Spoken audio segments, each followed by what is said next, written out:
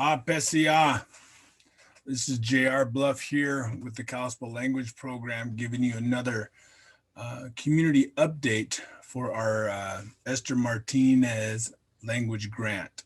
So I'm going to start this slideshow and give you the latest update on where we're at. So I'll do my best, and please, this video should only last about 10 minutes, so it should be pretty easy and straightforward. So here we go. This community meeting is just a part of our requirements for our Kalispell Language Survival School expansion. What it is about it's a 3-year grant that talks about, that gives us some proceeds, some monies to create and develop our language program.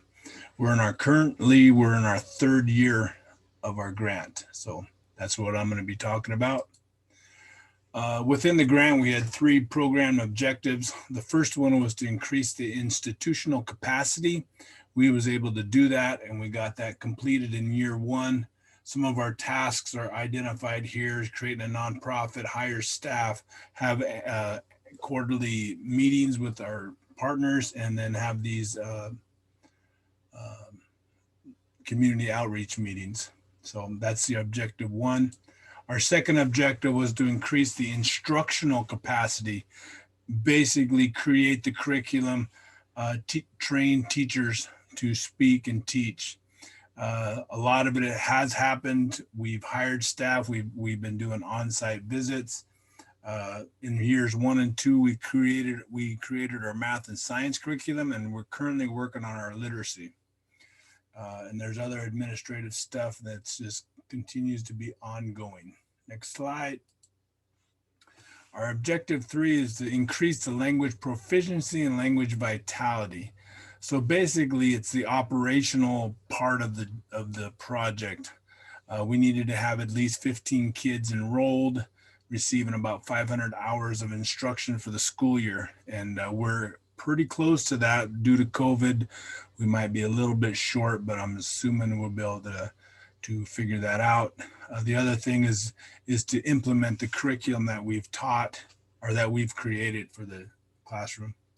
So these are just some examples of what we created. We've used the Engage New York curriculum, which is a pretty awesome online component that is very easy for teachers to adopt and teach. And we've gotten about 1,500 pages of that translated into our Kalispell language. The year 2, we ended up translating mystery science for grades 3, 4, and 5. And again, we created that. It has a very good online component, very easy to use in the classroom. Teachers can just grab it and go. So we're pretty happy with that. And then year 3, we've been creating some reading books, literacy books, and we're looking at about 75 stories, a whole bunch of graded readers, which are basically grade 3 level books, grade 4 level books, etc. And we're lucky we have partners at Sailor School of Spokane. They provided all these for us. We just translated it into our language. So just a little update on our immersion school. I kind of spoke about this the last time I was here, about our numbers before COVID and after COVID. And you can see by this slide, we kind of got hit pretty hard last November. And we were up to 42 students, and we ended up, we're down to about 23, 25 students today. Basically COVID and just having to shut down because of our teachers being catching COVID.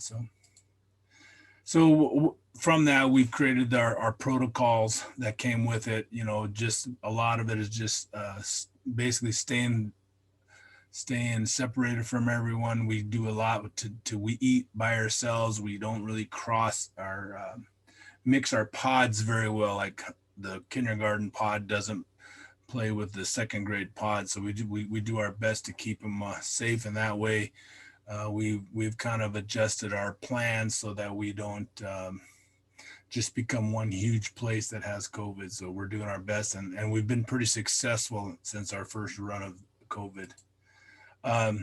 So thinking about next year, but our plan for next year is to be fully open for in-person instruction. We've decided to somewhat switch back to subject-specific instruction, where I might have a specific math teacher, a specific literacy teacher, a specific science teacher. And what that does is it helps us create some professionalism, some movement, and competency in the specific area of study. And I just kind of threw on the top of my head some of the options here. We have Todd Ellenberg going to teach K through 5 math, Paul Renaud doing K through 5 science, Dave teaching language and culture, Christina teaching literacy, and Alicia teaching the entire kindergarten. So that was our plan for next year, and we'll see how that rolls. So some of our expansion of our subjects next year, I kind of threw here together as examples that what we're going to do. Some of our ideas, some of the things that we integrate into our school already. And the big one's going to be math, science, and literacy. But we also do a lot of other things, music, some service learning, field trips, elder visits, storytelling, PE, cultural activities, and stuff like that. So we're pretty excited about next year and what it's going to bring to us. So some of our improvements that we're working on before next fall is going to be the installation of our playground equipment, just getting it solidified and looking nice, improving our classroom space, increasing our security at the immersion school, increasing our internet connectivity for the world, provide teacher training, and then a better parking area for our staff. So that's kind of what we're looking for next year. And then that's pretty much the whole project in a nutshell. Here's some contact for me, Jesse, and Todd if you want to get a hold of us if you have any feedback on there or where we're going. Like I said before, we're in our 3rd year of this grant.